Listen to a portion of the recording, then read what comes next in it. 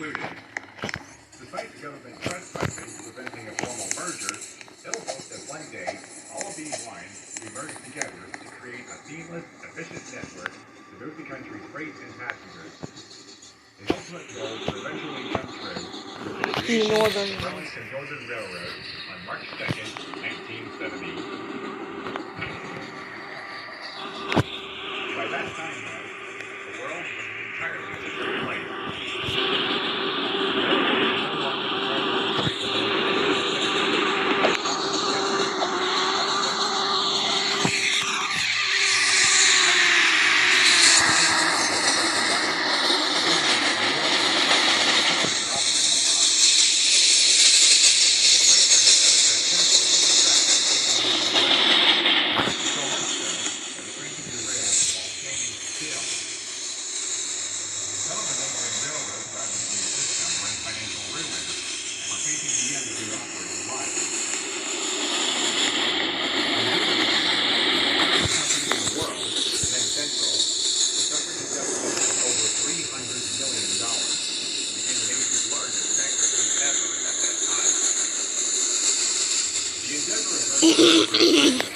Almost seemed fruitless, but this merger had over 100 years' worth of experience from its predecessors, and its current combined workforce seemed ready to take on this dark world of unproven innovation. With an entire industry in disarray, how could an entirely new mega railroad survive past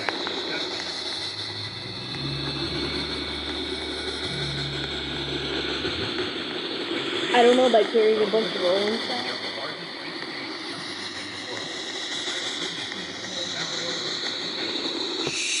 I'm Railfaning. B units to B units. That explains why I have an F unit. The A unit.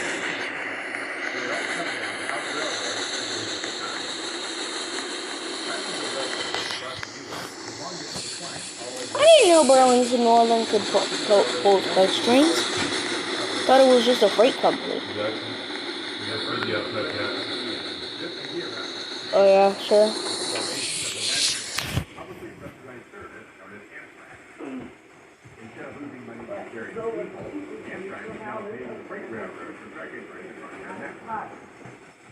But the transition came up right.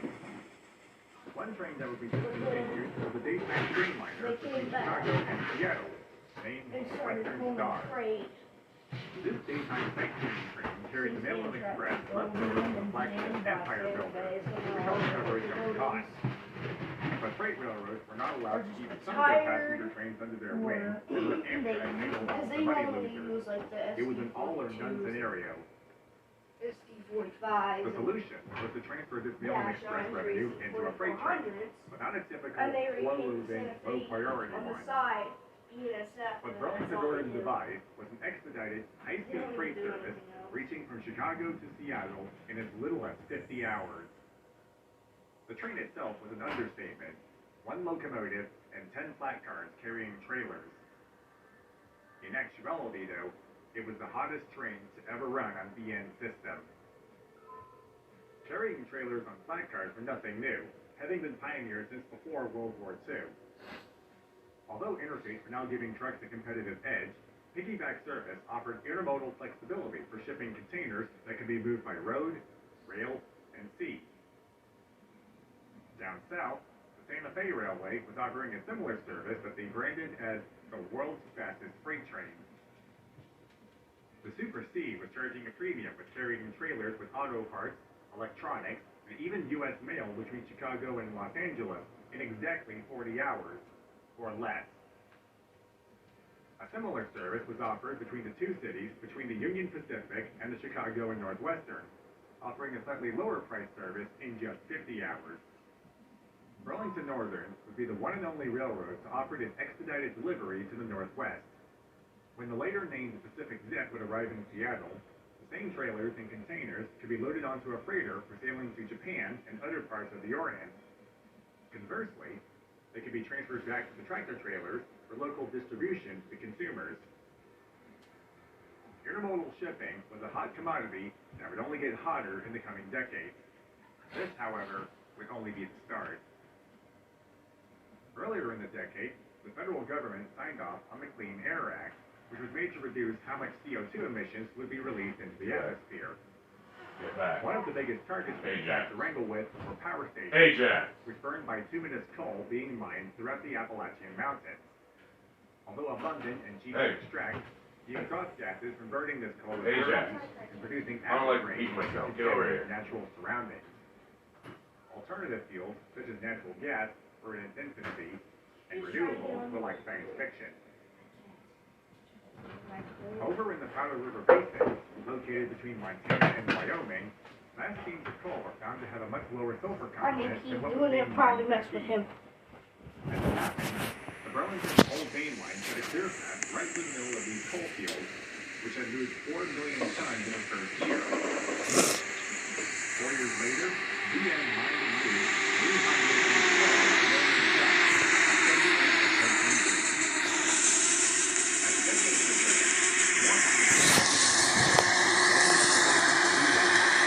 Come here.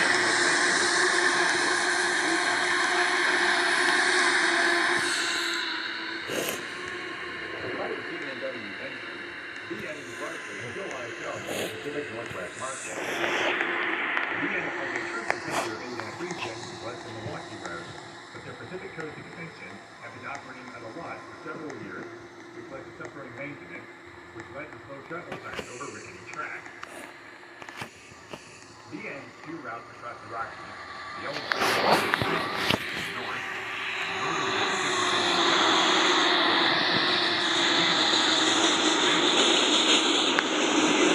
only competitive advantage with normal freight service, but the Pacific dip would deal a finishing blow. The financially ruined and mismanaged Milwaukee Road had no response to this expedited shipping. When the company voted in December 1977 to abandon all of its trackage west of Miles City, Montana, Burlington Northern had the entire northwestern market all to itself. The 1980s began with the signing of the Staggers Act, which greatly reduced the federal government's control over the rail industry. This meant that railroads were now free to abandon or sell money-losing routes, set their own prices for moving rates, and for mergers to be conducted at free will. Burlington Northern's biggest accomplishment will be acquiring the St. Louis-San Francisco Railway, First go. overshadowed by new mega railroads being formed by the Eastern roads. With BN the network added over 5,000 miles of track in new territory, and therefore new markets throughout the Southeast, from Texas to Alabama. With this new territory came new commodities, like the expanding petrochemical industry and delivering crude oil from the oil fields to the refineries within the Gulf states. The acquisition would be offset by abandoning lines that had outlived their usefulness. While some lines would be reclaimed by the earth or turned into bike trails, others would be turned over to newly established short-line railroads, which operate on their own dime as its own company and interchanges freight with the Class 1s to be forwarded to their final destination.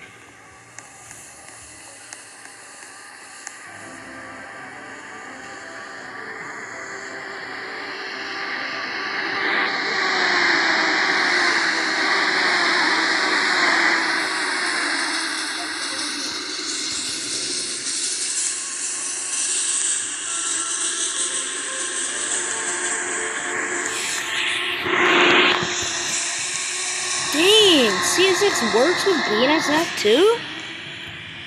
I didn't know.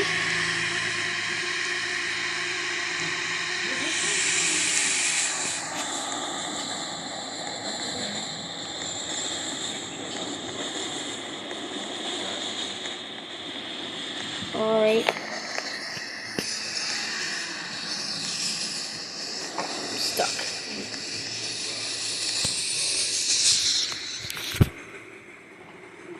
Picture I'm looking at on the thing is from Comcom last year.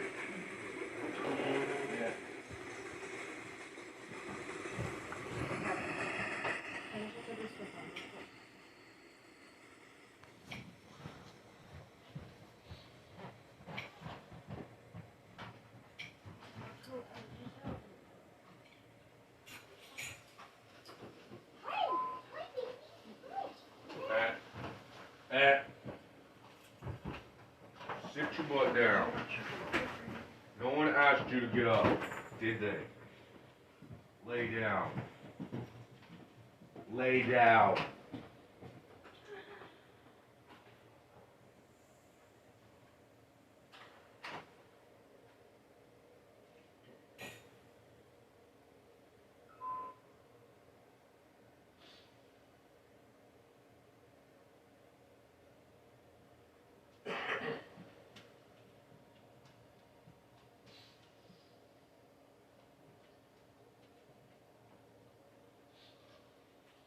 Hey, what was that? Do you remember that PetSmart trainer's name? Was it Tammy? Huh? Yeah.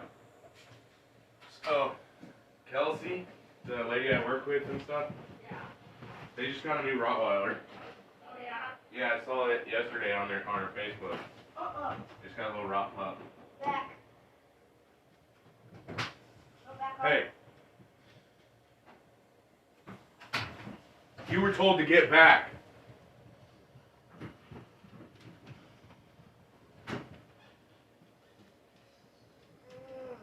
You were told to get back. Are you dumb or deaf?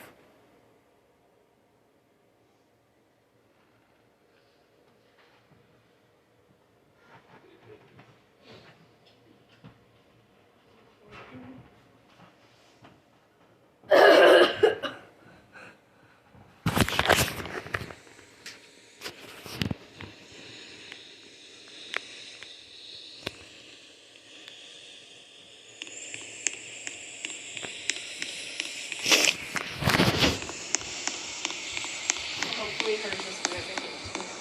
I mean, it's a puppy.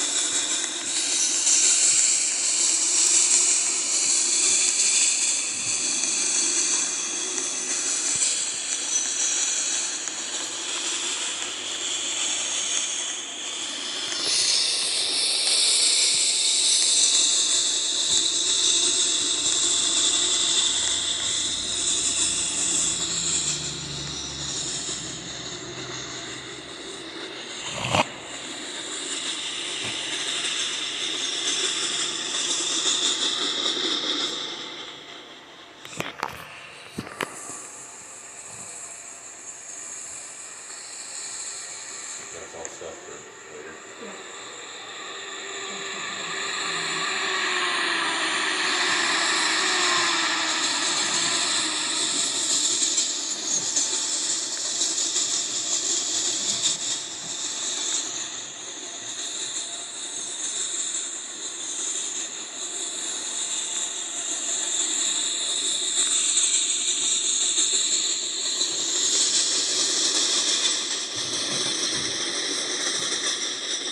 All I need to go today was Young Guns. Look at that hair. Oh, I've always had the shaggy. There's Kinsley's first win, and then she broke her arm in her next one. Is ours still downstairs? I I haven't seen him. Neither have I. I mean, last I knew, I saw him last night on my pillow, and then I fell asleep, and then he jumped off and went down.